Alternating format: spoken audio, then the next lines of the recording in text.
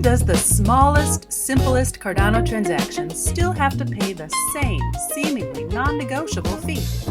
You could be sending one ADA, or one Lovelace, or one silly meme coin, and yet there it is, the same baseline fee every time. Welcome to the Lido Minute. I'm Stephanie from Two Lovelaces and Lido Nation. Today we're talking about Cardano's min fee B, which is the fixed cost that every transaction on Cardano must pay.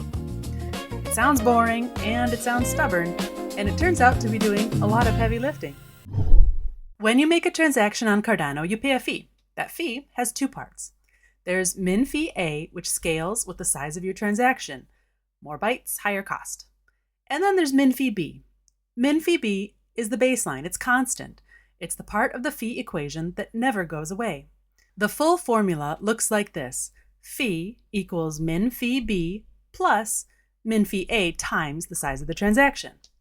Right now, min fee B is set to 155,381 Lovelaces, which is about 0.15 ADA, more or less. That means no matter how small or simple your transaction is, you always pay at least that much.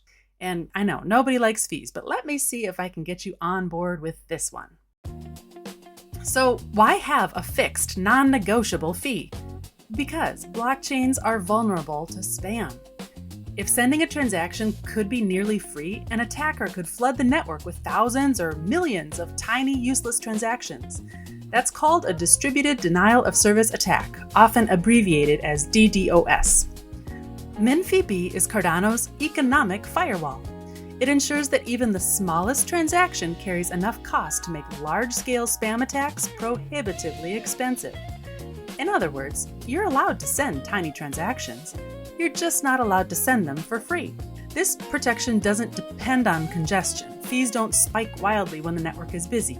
There's no bidding wars in Cardano. Instead, this predictable baseline that applies to everyone all the time. In fact, in June of 2024, Cardano experienced an attempted DDoS attack where someone tried to clog the network with spam transactions running smart contracts. The attacker ended up spending about 1,000 ADA of their own money, and they failed to cause any meaningful disruption on the network. That is min fee B doing its job. And here's a part that we sometimes forget. Those transaction fees, including min fee B, don't just disappear. They're added to the shared Cardano rewards pot. And every 5 days, that pot gets distributed to stake pool operators and delegators, which means that if you stake your ADA, you benefit from every transaction on the network, even the tiny ones. Min fee B provides a steady, predictable baseline of value flowing into that part of the system. Min fee B also makes Cardano easier to build on. Developers can estimate costs, and users aren't surprised by sudden fee explosions. That predictability is a feature, especially when you compare it to other networks where fees can jump around from a few dollars to even hundreds of dollars overnight.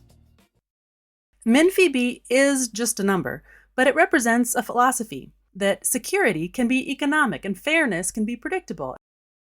The next time you notice that small, unavoidable fee on a Cardano transaction, remember, you're not just paying for your transaction, you're helping keep the network usable for everyone. Now stay tuned for our parameter song from Suno.ai about min fee B.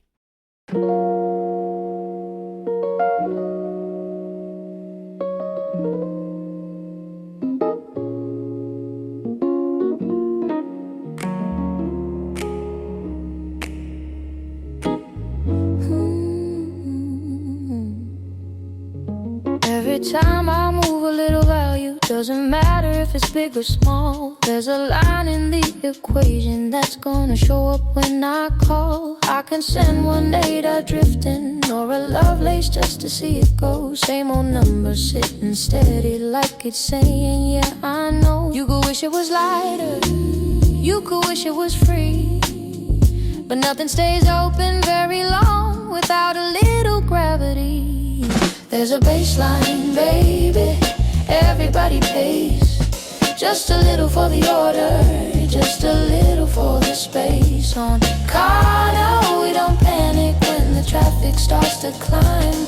It's a fixed line in the rhythm, keeping bad actors out of time. Yeah, the baseline keeps it clean, keeps it fair. You're not bidding for a attention, you're just paying your share. They tried flooding the system, thought they'd make it bend or break, but every message cost them something, every move had weight. 1,008 later, still the chain kept moving on. That's an economic firewall just doing its job. No bidding wars in the background, no surprise when things get tight. Just a number doing security in the middle of the night.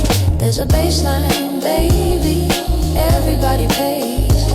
Just a little for the order, just a little for the space. On Cardano it's predictable, that's the beauty of the design. And fee stays non-negotiable, so the network keeps its spine. Those fees don't disappear, they circle back around every 5 days, redistributed, lifting us up from the ground. So when you stake, you're part of it, every tiny transaction too. All that boring infrastructure is working for you. There's a baseline, baby, call it boring if you want, but boring keeps the lights on when the pressure's turned up high. Yeah, Cardano chose the slow road, steady beats, no dramatic flair. Sometimes everyone paying something